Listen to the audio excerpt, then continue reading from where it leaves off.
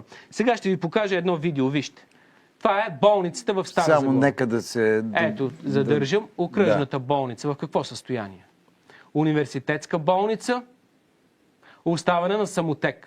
Ето, там се лекуват старозагорци. Няма лекари, няма медицински сестри, то в цяла България е така. Ужасяващо, мухъл. Разпада се. Да. Виждате ли за какво става на въпрос? Това е в Стара Загора. Кметче, един от отличниците на Бойко Борисов. Все пак Живко там има Тодоров, и помните ли как го хвали? Да. Отличника. Той заедно с онзи от Бургас, Митко Николов. Те са му отличниците. Бяха кандидати и Калин Каменов от Враца. Отличниците, за които спряха едно разследване. Трагедия. И да ви кажа ли примера, който е? Още по-грандиозния. Пари за тази болница няма да се реновира. Да може да влизат там старозагорци да се лекуват. Но вижте, ремонт на общината. Герберската в Стара Загора.